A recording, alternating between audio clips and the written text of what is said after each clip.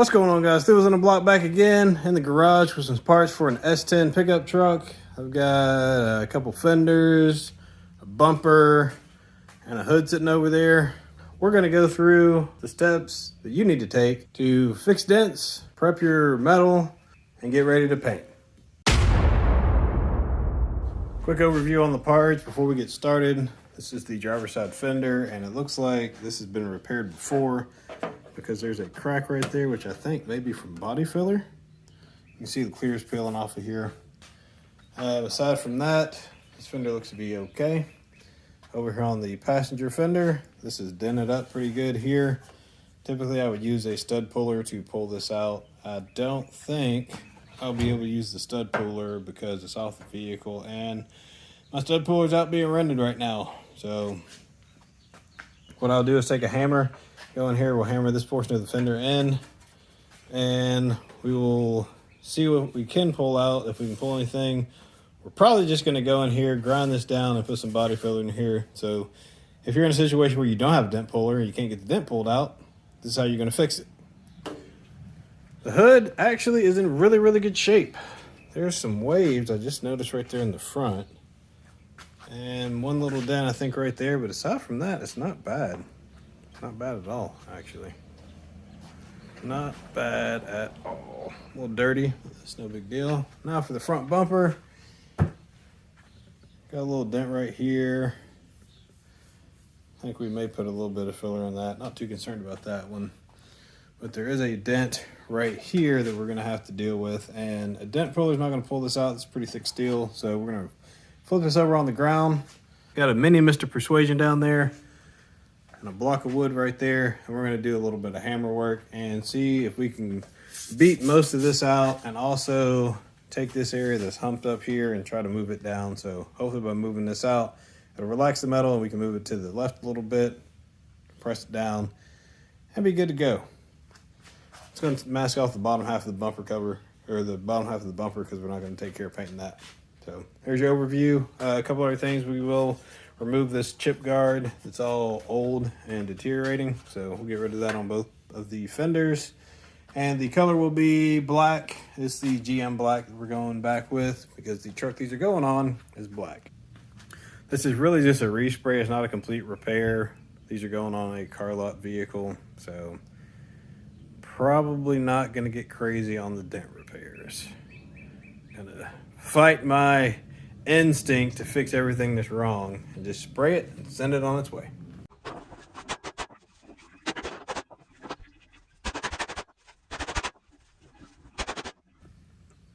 Well, we removed quite a bit of that dent. Looks kind of ugly, but it'll be fine once it gets the filler on there. I just realized that this fender's rolled down a little bit at the bottom. Tap that up a little bit with the hammer, and we'll go tap up the other one.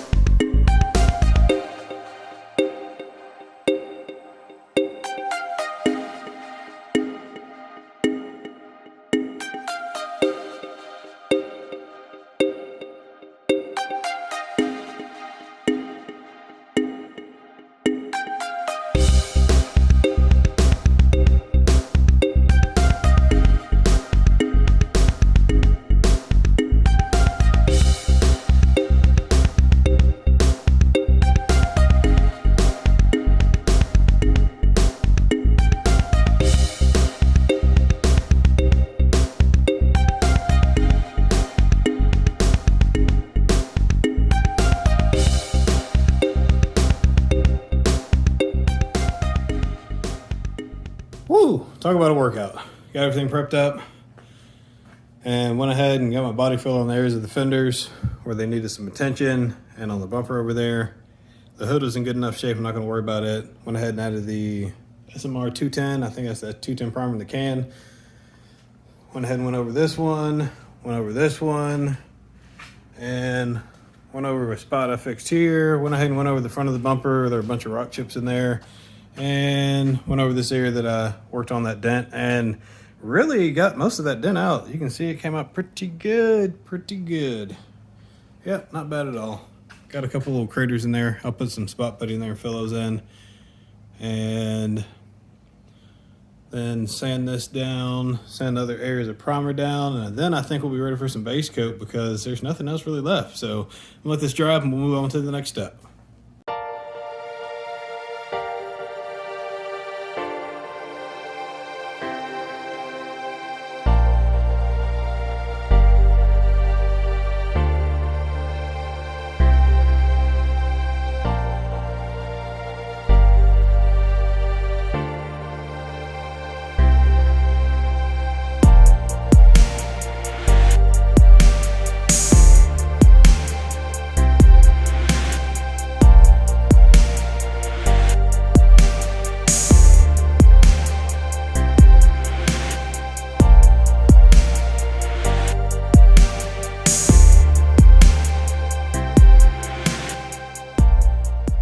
Final stage of primer is on. I know I said I wasn't gonna fix it, but it was pretty wavy. So we straightened that out. Bumper looks good. Big old huge dent's gone. Not perfect, but definitely better than it was. Went ahead and primed up the areas where the rocker guard was at, where it was all nasty looking. So we primed that up on both sides. Got this fender straightened out. It's not perfect, but it's better than it looked. This fender we fixed where it was cracked at, and the hood kind of went overboard. I went ahead and primed some low spots, which are not going to be flat, but it'll be less dented than it was. I think that was a hailstone, and there's some other hail dents across through there, but we weren't doing the whole thing really. I was just going to scuff and paint it, and I decided to fix this front because it was pretty wavy on that side. So threw some high cohesion spot putty in there, blocked it down. We primed it, and this is as far as we're gonna go. Although I probably should put some primer on that. A little bit of primer here. A little bit of primer here.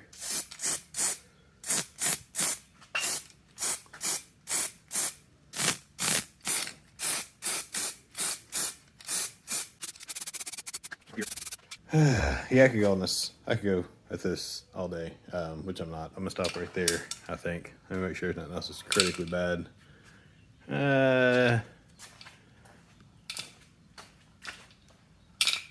Here's a little pinhole right there. It's a little trick from Marco Colbert. Just build up a little bit of primer there, it dries and flashes out, and then come back, block sand it, and ready to go. So I think that does all of our dirty work. I will have to scuff the inside of this fender, so I'll probably put these fenders on a block of wood or something to get them up at a little bit of an angle so I can scuff the inside, make sure we get black on the inside of the fender.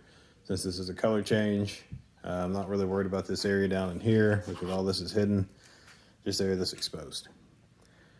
I'm gonna make a couple adjustments and then we will take care of our final block sanding and get ready to put some paint on. So for my final sanding, I'll be using 320 by hand. You can use a block if you want to. This is all contoured, so I'm just using paper folded over. We're just gonna go along everywhere that's primered and just kind of work it down nice and easy. I do recommend wearing some PPE, i.e. a dust mask, especially depending on how much sanding you're gonna do. With this, just gets everything ready. It's really, I'm gonna go ahead and hit it with a Scotch Brite after I do this to get rid of the 320 scratches. But this is the last check to make sure everything is ready for paint.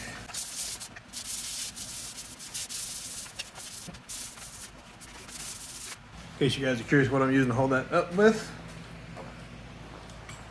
Just took a little block of wood on another piece of wood, just screw those two together so I can prop up the fender at an angle. Same thing there. Just sitting on a body stand. You can use sawhorses, anything you got sitting around works fine. That's just what I use because I had it around here and it works out pretty good.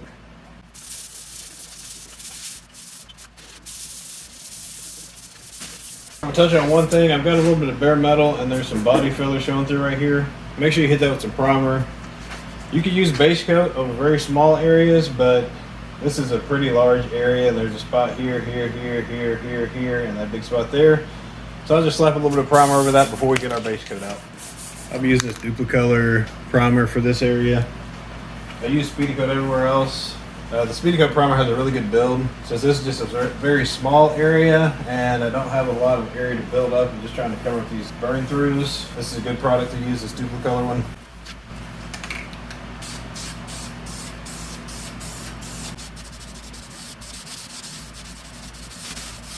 Now you see, I didn't just hit the spot where these scratches were at, but I brought the primer to either side. That gives you a nice even blend. So when you go put your base coat on, you have a nice smooth transition. You don't have that area that looks like, oh, what's that weird looking spot? Now this and the Speedy Coat primer are about the same cost, I believe. Speedy Coat may be a little bit less than this, but a good primer is gonna cost you $8 to $12 a can, if not 20. So that $2, $3 stuff for, you know, like, that you see at some of your box stores, it's good, but it's not great. I mean, like this is great for guide coat. It's about $1.50 a can. It used to be $1 a can. It's probably $2 a can now. I bought this a couple of years ago by the case. Great for guide coat. This is a fast drying flat black and it works fine. Would I use that for this as far as right before paint? No. Whether you use this one or that one, just use something that's quality. Now, granted, you get more bang for your buck with Speedy Coat, you can see. But use a quality primer. You'll make your life a lot easier. Yes, it does cost a little bit more than some of the other stuff out there, but it's worth it. Less headache, it sticks better, sands easier, all those things. We flip this hood over and we will take care of our last pass on the hood. Now you notice the inside of the hood is black. I just used that rattle can paint that I was telling you about. That's what I use because we're not too worried about how this looks on the inside. As a courtesy, I just put a little bit of rattle can paint inside just to make it black so it looks consistent with the rest of the vehicle. Now, if this would have been a restoration you guys have seen before, that I go and take off the insulation mat and paint the whole hood black. But in this case, just a little rattle can job is just fine.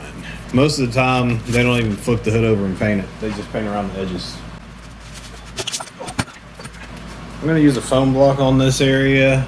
Basically, that large area on the front nose of the hood right there, that big spot. Try to get this thing as flat as I can. Even though it wasn't required, I still like to practice getting everything where it needs to be at.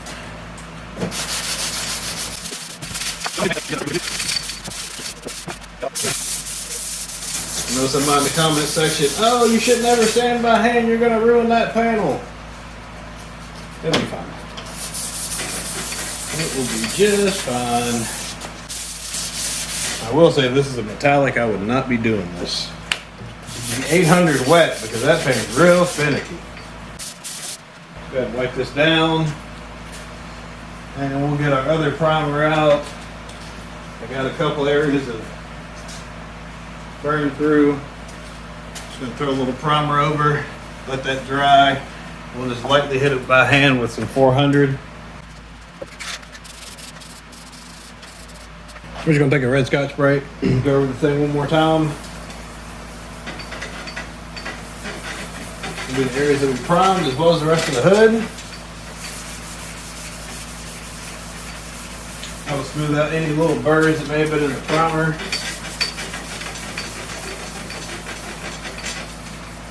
Also keeps us from burning back through again.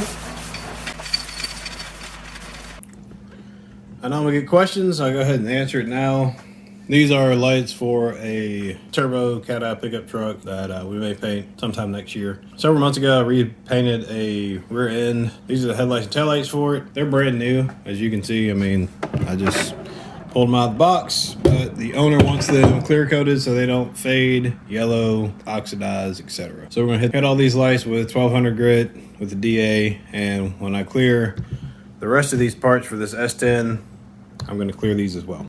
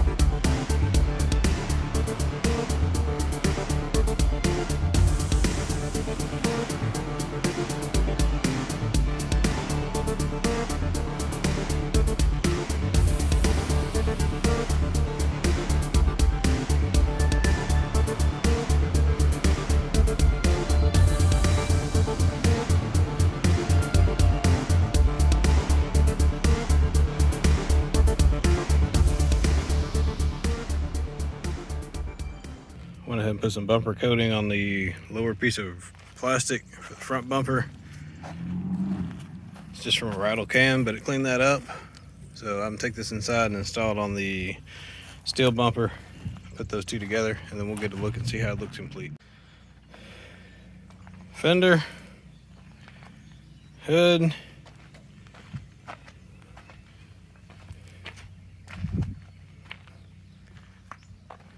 got the bumper, other fender back here. Came out good, really no complaints. Probably should have gone with the production clear coat. I think I threw SMR 42 in there because that's what I had. Got a nice luster. You guys know how black is, so not too shabby at all. Just gonna wrap it up for this video. My name's Erwin. This is The Rules on the Block. We're giving back what time is taken away. We'll see you soon.